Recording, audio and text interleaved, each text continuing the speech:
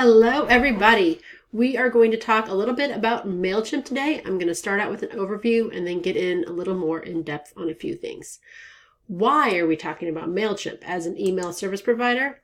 Because of price. They offer a free plan for up to 2,000 subscribers.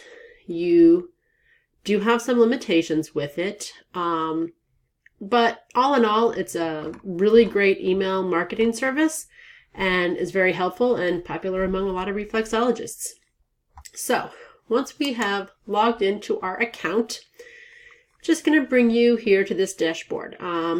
Gives you a quick peek to see if you are getting any new signups on your email subscriber list. Now this is a dummy account, so there's not really any action happening here because there's no live email signup forms anywhere. But for example, on your website, like this one, you can see where I've got the email sign up form here. So every time somebody signs up, with your form, you would be able to see the growth here.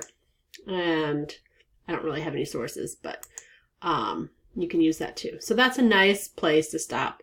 It'll also give you a quick overview of your last campaign, which I haven't sent any of this yet, but we'll get there. We'll get you some data to look at. But for the most part, you can take a glance here, but this isn't where I spend most of my time. So up here at the top, we have create. You've got create an email. That's going to be where we spend a good amount of our time. You also will need a sign up form, like I showed on the website over there. There's different ways we can handle that, and we can get into that. Now, I think it's great that Mailchimp has started offering all these other things. I don't use them. I prefer to do my social posts through Facebook and Instagram and the things directly. If I was going to design a postcard, again, I'm going to pick other things. But it's nice, it's easy. Again, landing page, I'm going to create that on my website, and I'm going to create an ad for Google, Instagram, or Facebook on the specific platforms because I want those features. But it's nice to know that they're there, and for people who don't want to take the time to learn all the different platforms, you can work within Mailchimp for there. So just to kind of click on this one here real quick, and you can see that they're going to give you a lot of choices. To keep it simple, just create a regular email, give it a name. Now, this is something that I believe has changed a little bit. Recently, Mailchimp made a change to their free plans offerings. So this, I fear, actually is an old account, and I will not get into this right now because I'm not sure that people with new accounts will see this. Some of you who have older ones will still have some of this availability. But definitely on paid plans, you get some of this availability to create automated campaigns as well. And plain text. I don't tend to like the way the Mailchimp, who are we talking about? I don't tend to like the way they do the plain text one. So while in general, I'm actually a fan of having more simple emails because I think that they're more likely to get in your inbox where people are going to see it and not end up in a promotions tab, I don't like the plain text. So for most of you, most of the time, you're just going to create a regular email with your campaign. But I'm not going to do that right now because I'm going to show you kind of an overview of the whole account here first. So the campaigns tab is when you hit create an email, you can find all the ones that you have previously created and sent or still in draft form here. As you can see, I've done a lot of drafts. I tend to use this just as a test account when I want to test things out, not on a live client account or something like that. But again, we're going to get into this a little bit more as we go. Again, there's the automate, but we're going to kind of hold off on that because a lot of people aren't going to have access. Audience. Audience is your list. Now, with this account, I have set up 3 audiences. So again, I noticed that that is not something that you can have on new accounts with Mailchimp going forward. But mine's grandfathered in. And so I've got different audiences here that I can play with. So right now I'm looking at list B, which has 2 contacts. So I can click on that.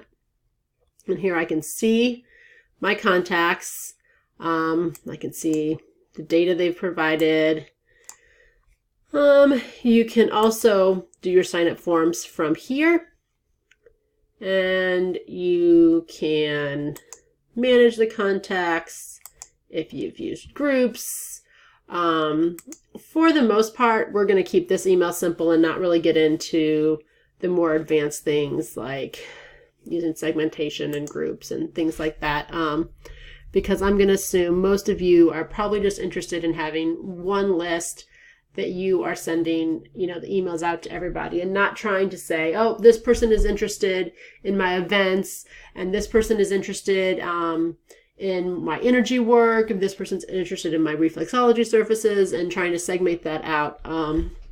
You definitely can do all those things, and it can be very effective for marketing, but that's not where we're going to go today, and I don't think that's something that any of you have to strive for by any means. You can manually add new people to your list if you have permission. I'm always going to stress that just because they are a client does not mean it's okay to add them to your email marketing list. You do, if you have like a check mark on your taken client forms and ask them, then yes, once they have given you their email and said, yes, you can put me on your marketing list, then, your newsletter list, whatever you want to call it, you can do that there. So you can just add them one at a time, easy peasy. Or if you go to an event, maybe you have a booth and you have a sign-up sheet and you have like 20 people that sign up and say, yes, add me to your list. Well, this is where you would be able to do that. You can just copy and paste it directly from your Excel file. You can upload one, all that kind of good stuff. And again, there are some settings here that we can look at and get into more in depth in some other videos. Then your brand, again, I personally don't really do a whole lot with this. It looks like this is just where you can have templates that you've already done. But a lot of times once I create my first campaign, I just tend to replicate. So I've created one and I've sent it and I like it, and I'm just going to go to replicate. Works pretty easy for me. Now the reports tab, again, I need to get some stuff in here for you guys, but this is where they're going to be, and we'll get into that after we've sent a campaign so you can see what that looks like. You also have some information over here, but for the most part, if you've already got your account set up, you probably don't need to use any of that too often. So we're not going to worry about that right now either. We're going to focus on the key things that are going to help you the most, the things that you need to do, which is creating a campaign, sending that email, and talk a little bit maybe more about audience. Because I like the campaigns tab, we're going to start there. And I'm going to, up here in the corner, I'm going to create a campaign, which was pretty similar to if I used that other option. And I want to create an email. And I'm going to say something just to say something right now. You'll get to know that once you have your campaign names, that's what's going to show. So in some ways, you may want to use your subject line. You may want to use what it's about, something that helps you when you're looking at the list of all the emails you've sent in the past to quickly identify what the content was or what the email was about that you sent.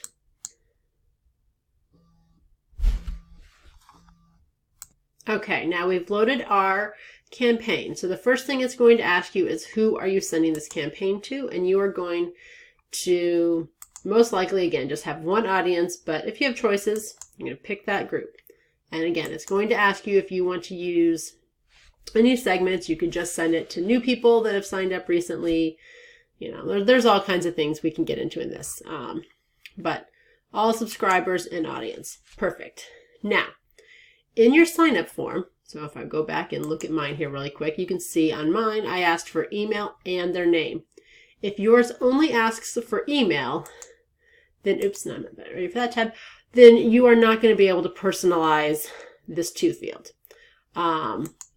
But if you have asked for their first name, you can choose that here. And this is a weird little thing, but this is how Mailchimp knows what you want it to do. So this is telling Mailchimp that you want the first name from the fields on your list. Now again, I can go back over here. I'm going to open this new tab real quick for you. You go into my list here. And on this list, you can see I don't have anything in the first name field, or the last name field. So if that is how most of your list is and you do not have anything in these fields, you definitely do not want to personalize this.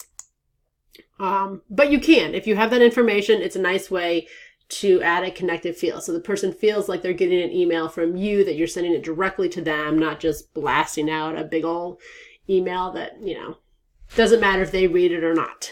So we've chosen our audience and we're going to click save. Now, who are you sending it from?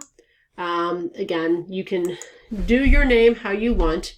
Now, I want you to think about when you get the email. In fact, I'm going to pull it up here for you in a minute. But so your friend name and the email address. Mailchimp is going to make you verify it. And this is, again, this is an old account. This isn't an email address I still work with. Just something that didn't have any private sensitive information that I couldn't share on the screen. And so anyway, though, you'll have to have verified your domain email if you have one with Mailchimp and send it. So you can't just make this up. This has to be something that you've set up through your Mailchimp. But if you have a couple email addresses that are set up through Mailchimp, you can choose any of those. And let's go to my email. I'm going to show you in the inbox here real quick, just so you can kind of see more about how this works in reality. So here's the Gmail inbox, and this is just a inbox where it's mostly marketing promotions, if you wonder why it's all marketing promotions in here. But anyway, so when you enter your name in there, that is how it's going to show up here.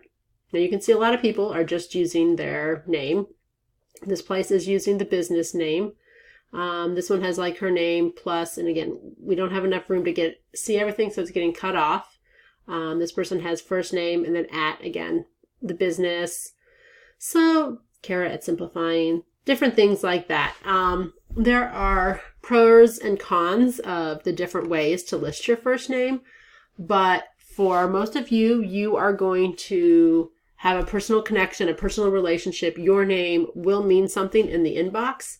Unlike a lot of these people, like you go to their website and it has one name, and when they see it in the inbox, they're like, who's Chrissy? I don't remember ever talking to a Chrissy, because you went to the businesses page. But again, with Reflexologists, I think it's fine to do whatever you're most comfortable with. If you would prefer this to be your business's name, you can most definitely put, the name of your business. You can put your first and last name, however you feel most comfortable for them to see your name. But while I have that email open here, I'm going to mention again. So my goal with this is to help you guys get in the primary tab. And to be honest, putting your first name might be more helpful in that, because Google, Outlook, the different services are definitely looking to see if they think that it is something that's a primary email that you want to receive, or if it's promotional. Not everybody is good about checking the promotions tab, so we definitely want to try to get in the primary one instead. And some of these people you'll see land in both. Sometimes it's just the content in any one email. But let's go back to this, and now we've got our from name set. And what's the subject line for the campaign?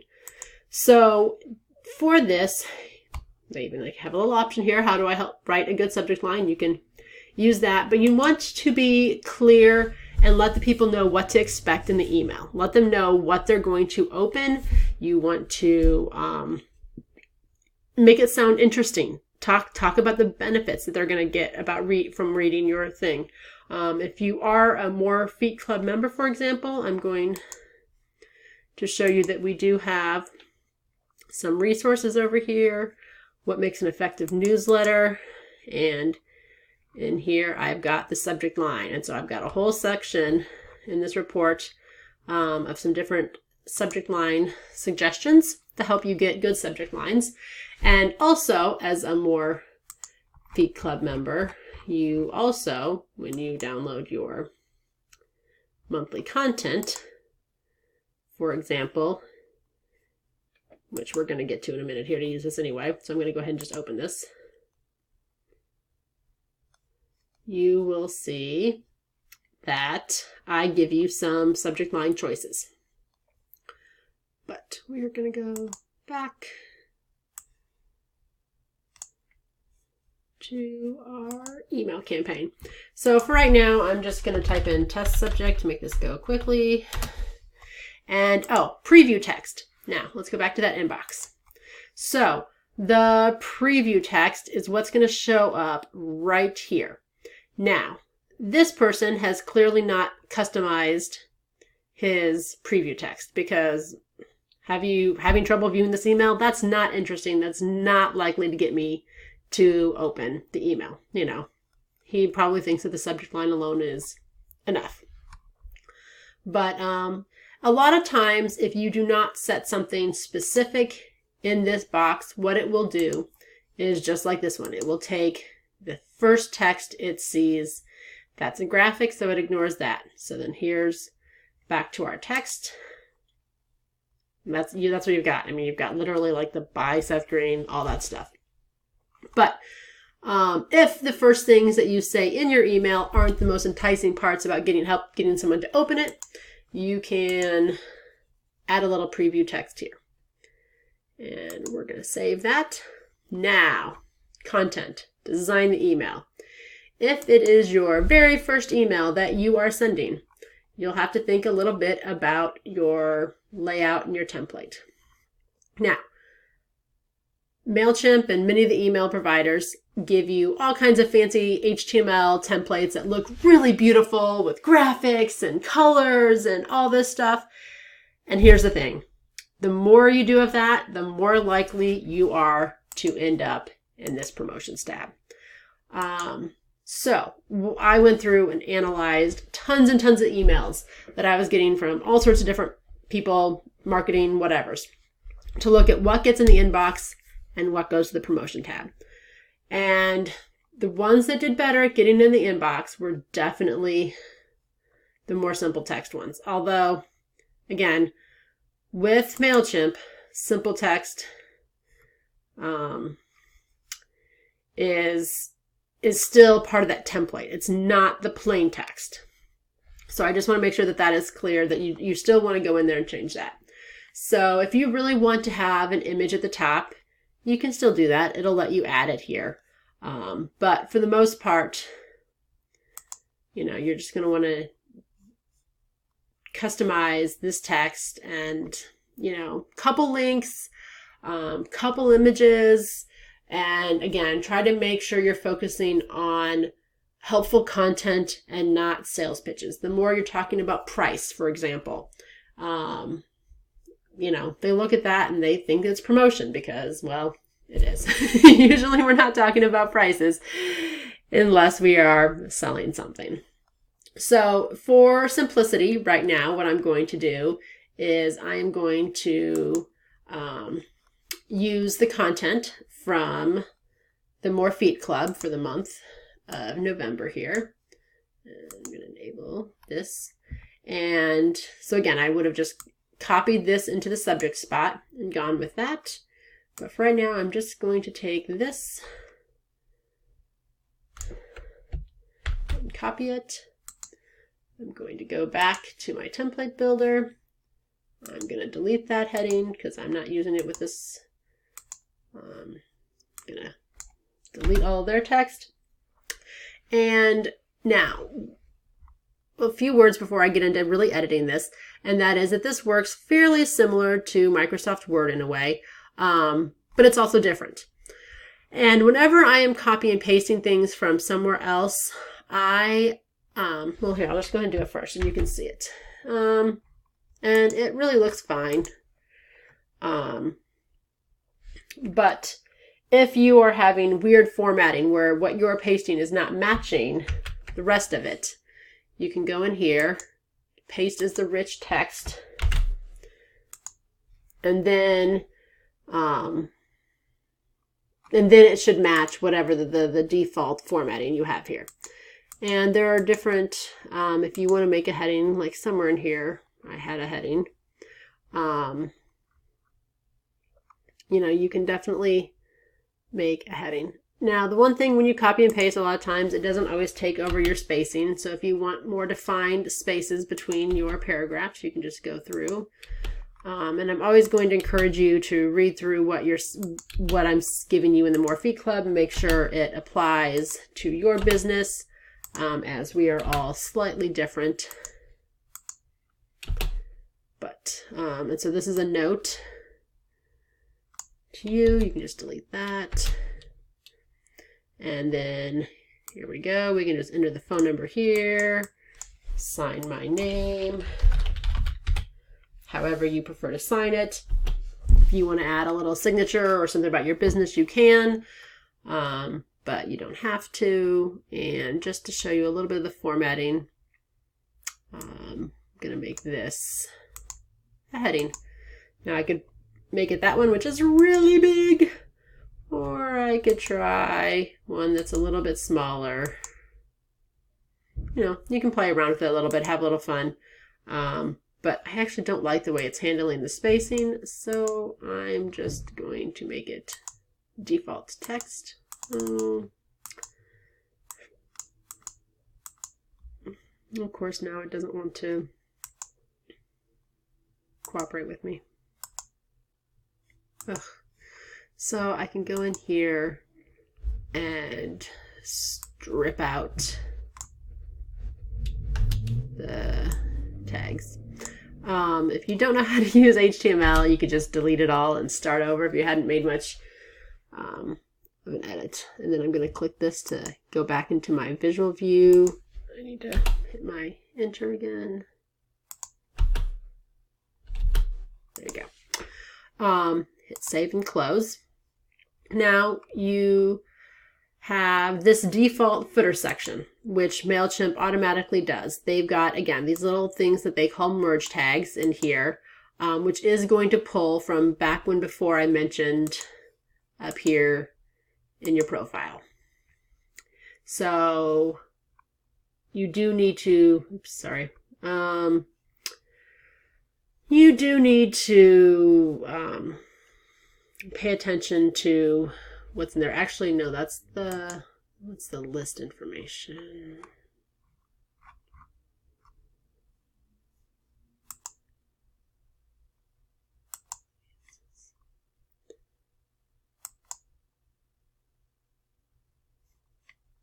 Settings.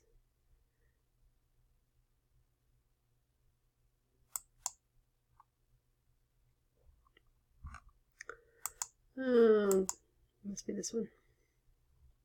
There we go. Okay, so just to clarify, under settings, it's the audience name and defaults, and that is where it's going to pull from. As far as the from name, the from email, again, but again, you can change it here, so it always changes it every time. But let's go back to this.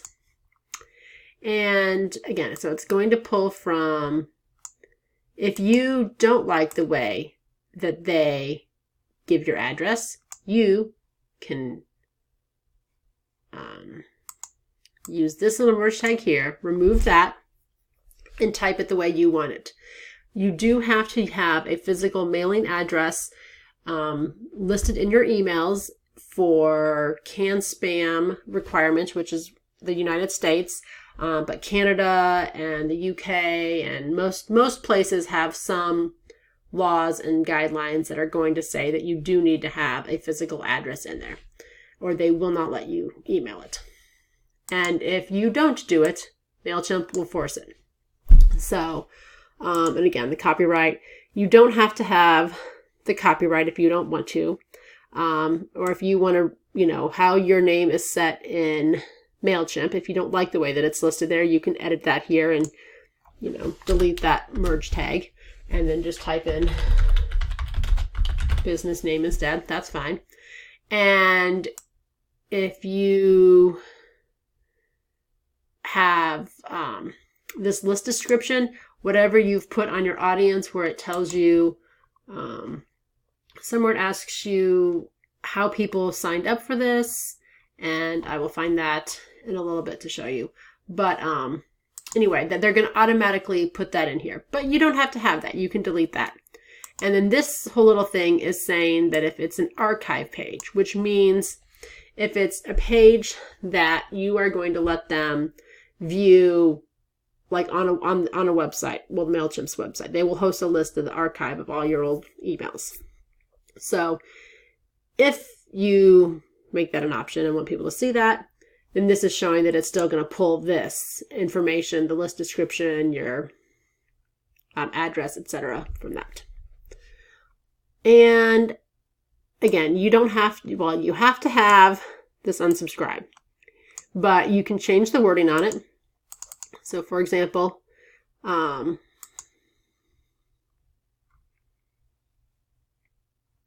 just need to take this and copy it, and you can, or you can just try to say unsubscribe like that, or remove me from this list. And then you could highlight that, add the link, which can be this merge tag here. And, oops, didn't mean to do that. I wanted to see that. You can also use an email address, not for the unsubscribe, but just showing that on your links. But whatever. Okay. So we only need this listed down here once, whether or not you want them to be able to update their preferences. You know, you can play around with this however you want. You can put your logo in here if you want with a graphic. We'll just use that one for right now. But I definitely don't want it that big, so we'll make it 100, and it should automatically, there you go. You can have it linked to your website. And you can have more editing options here where it's, you know, if you need some spacing, so like if the text is butted right up against the image, you can add some margins around it. But anyway, we're gonna hit save and close there. And just a few more things that you might want to try. If you need to add a button, you can easily drop the button in there. You can customize what you want it to say.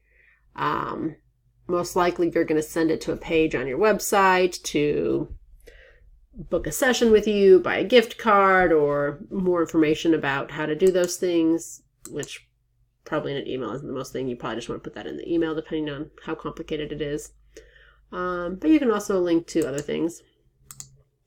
Put your link in there. And those are things you probably don't really need to worry about for the most part. So just gets into the fancy parts. But you can easily, clicking on this style up here, you can make the button corners really round, make it almost more of like a oval here.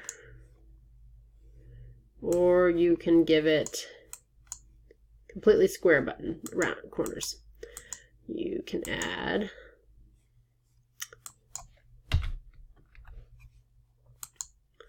a border. You can pick the color of the border. You can have the color of the text, the buy now. You know, I'm making a really ugly button, and I realize that just so I can show you. You know, you can have the letters. Oops, if I hover that, you can't see it. See how the letters get farther apart? I mean, for the most part, you don't have to mess around with this a whole lot. What I would probably do is I would go to the background color and pick the color that matches your branding. If you have a set color, maybe you have the hex code here, or if you know the RGB breakdown, or you can just pick something that's close. But I will say, pay attention to contrast. You want something that stands out and is easy to read. This does not stand out and is not easy to read. So we definitely don't want that color combination. But just for the purpose of our demo, now I'm gonna save and close out of that. So once I hit save and close out of that, it gets me back to my options here. So again, if you did want to add an image, you can add that image here. We could, again, go into the More Feet Club, and maybe you want to just put a graphic in there, maybe with this one, so we can save the image somewhere. I've got a demo use. Come over here and browse, upload, go back to my folder,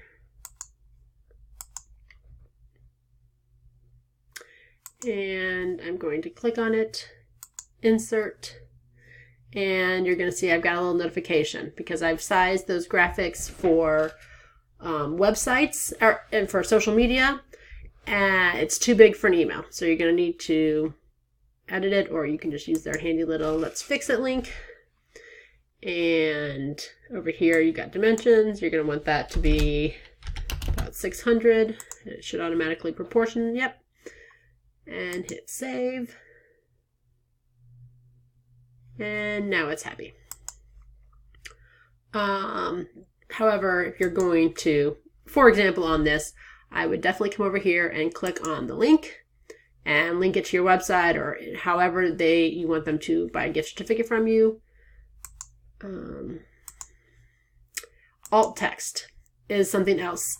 What I often do is I often put in brackets that people, because if they don't have their images turned on by default, they will not see that image in their email. They will instead see a message that you type in the alt text. So I can say turn on images to view, easy shopping gift certificates for all. That way they still have an idea about what it's about, and then they know if they want to see the graphic, they can turn it on. The other reason that you might want to do this, though, is if you have people with visual impairments or something like that where they need accessibility and they cannot actually see this graphic, and the computer is telling them what the graphic is about, it's going to use this alt text information as well. And we're going to save and close that. The last thing that you guys are likely to want to do are the social icons.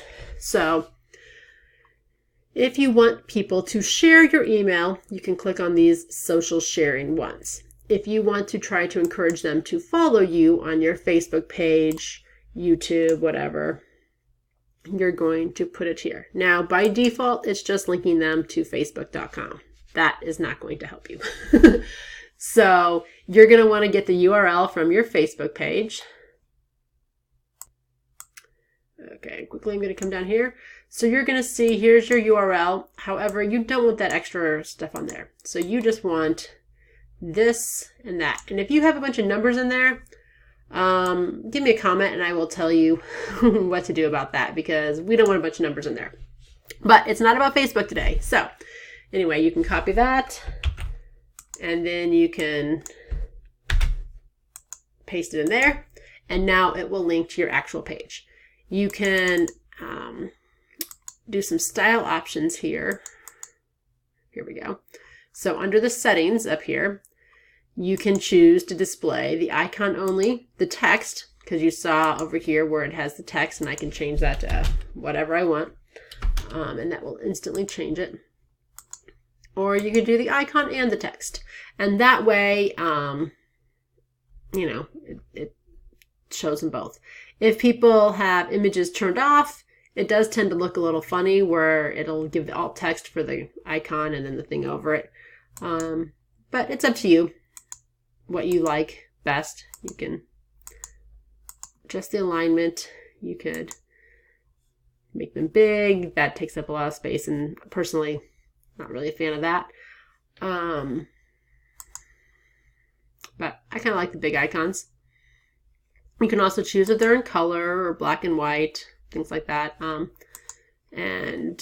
But but we're not going to list a Twitter. And instead of the website, oops, maybe we want to link to LinkedIn. You know, you can play around, change it up as you need, whatever services you have.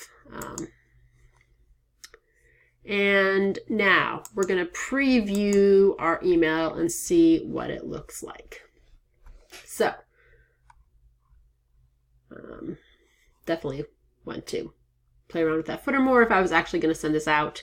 But we're going to leave it alone for right now. So that's over here. It's showing me that it's going to send it to their email. This is how it's going to look, like who it's from, everything that I've entered there.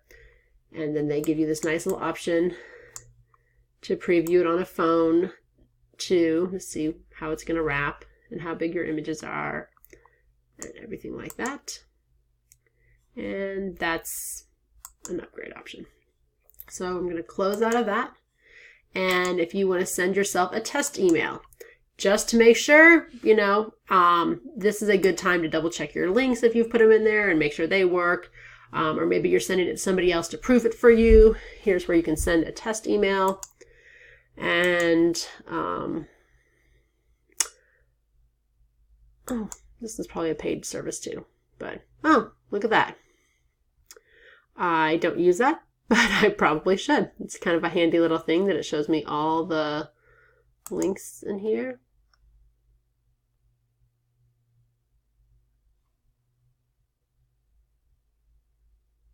There you go. We're going to close out of that. And the social cards are something you can do, but honestly, I don't know. I mean, if people are going to be sharing your email link and you are going to be sharing the link to your email on social media, I would take the time for this. But if in general, I don't feel like that people really want to read emails on Facebook. So, you know, it's not something I'm overly concerned about. Now, oh, we can't see, my little thingy is blocking it here. Hold on. Okay, I had to move this down a little bit so I can get to my button to say save and close. And it's going to take me back to this summary page. We can double check everything, who we're sending it to, from, our subject line. This is the link that, you know, if you want to share it, you can edit only this part. The free accounts don't let you affect that other part. And here again, you can post these as social things. You can connect those up. I don't think it's a good idea. I think it's much better to take the extra 5 to 10 minutes and just go to Facebook and, you know, if it's a short email or it's a short blurb, schedule it, break it up into a couple different posts, things like that. It's going to work better. But settings and tracking. If you use Google Analytics, which I have not hooked up to this account, but normally you can just check that box and it'll let you, you know, put some information on there. And then when you go into your Google Analytics report, you can see that it came from this specific, the visits to your website came from that specific thing. I do not like using conversations to manage replies. I feel that there's delivery issues a lot of times. There's some glitches with that, so I never check that. Again, we don't really have videos to worry about, but I do want to track opens. Now, one thing I will say about this is that in general, if you're going to put a link in your campaign, you want it to be linked to text if you're going to track the opens, because Mailchimp will add some tracking code and it'll look weird if you're just listing the URL. So anyway, just to know that that's the only thing. And the other thing to know with tracking opens is the person who is reading your email has to view the email with the images turned on. If the images are turned off, the tracking pixel that they use and how they know whether the email was open or not does not load. And so it will not count as an open unless they click and link or take some other action that tells the Mailchimp that, yes, they are indeed reading this thing. And so again, the same thing. You're going to track the, oh, sorry, the tracking that opens doesn't change the link. The tracking that clicks. I'm sorry, I said that backwards. But anyway, tracking that clicks will change the links a little bit to have the tracking code in there. I typically do not track plain text clicks. If for some reason somebody happens to view just the plain text version of your thing with none of the fancy bolding and whatever, again, the links will look weird. So I just don't do it. And again, then there's a lot of extra fancy things that aren't really relevant.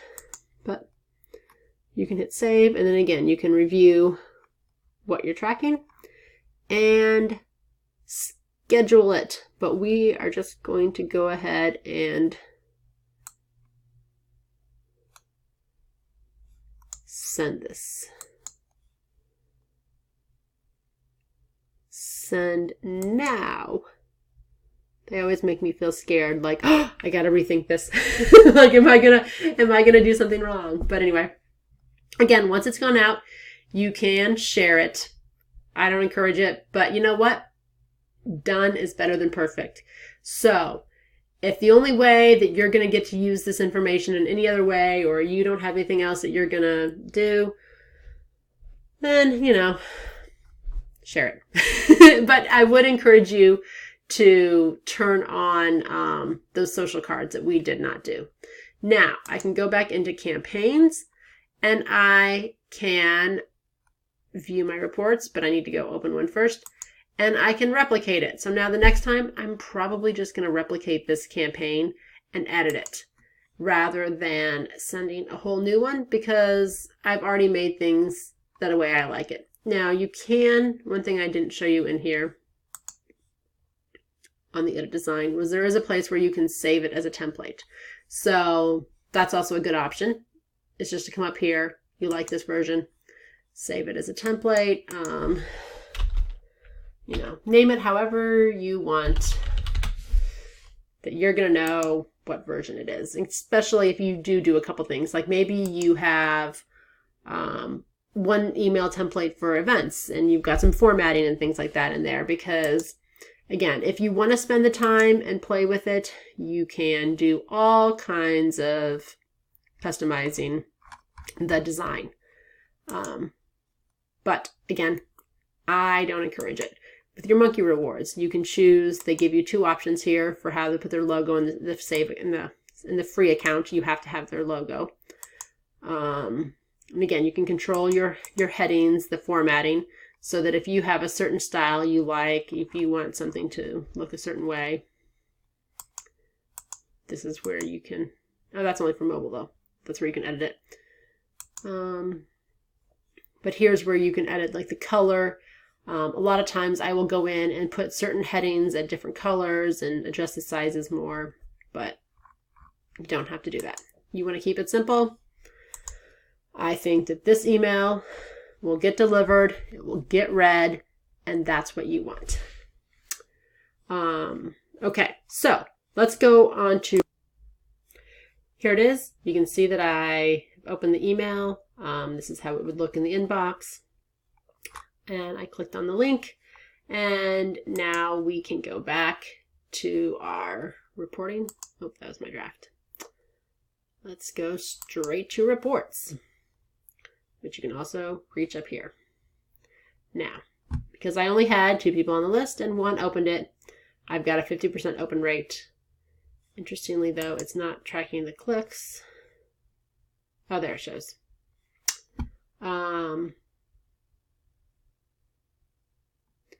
Now we've got subscribers with the most opens.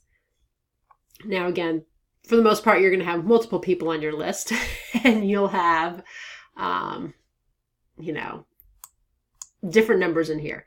To be honest, the subscribers with the most opens isn't a super helpful thing because it depends on how people view it. Some people use a preview pane, and if you have a preview pane that automatically loads it every time you delete an email and then it goes to it, it's just going to keep showing you opens. But anyway, you can see the top links that were clicked. because I only clicked on one, that's what's showing. But again, when you have different links, you can click on this. Oh, no, not that. You can click on the,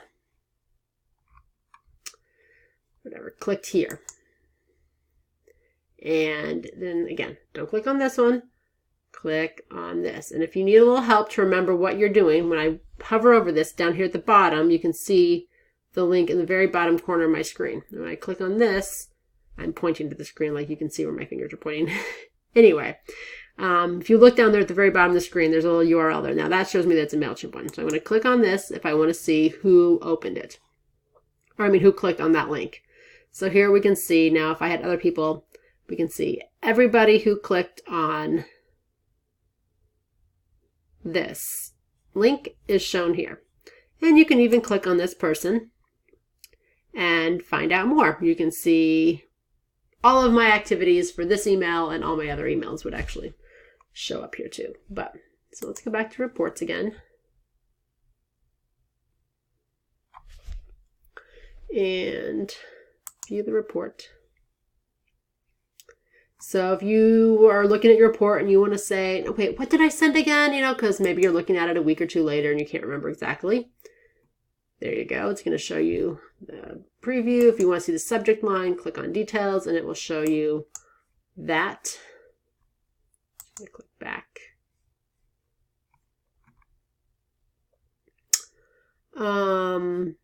So yeah, if you want to look at who opened, you can look at the number of the names of the people that actually opened it.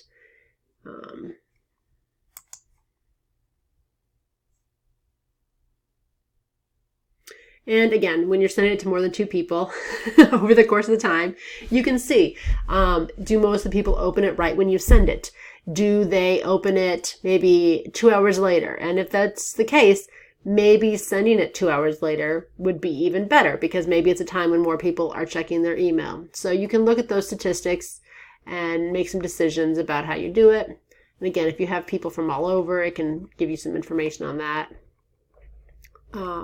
But there's a lot more to Mailchimp. Mailchimp has tons of things that you can do, but honestly, I've been using Mailchimp for, gosh, 15, 20 years, a long time.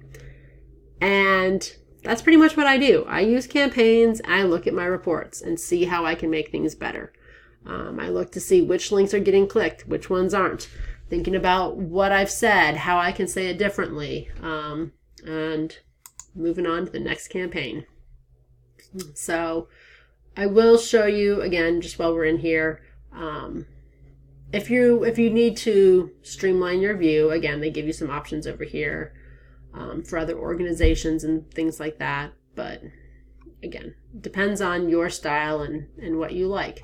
So hopefully that gave you a nice overview of Mailchimp, what you can do with it, what you should focus on. And if you have any specific questions and want tutorials on any more specific aspects, I would be happy to create those. Just shout it out in the comments and let me know. Thanks. Let's get some more feet on your table with great emails.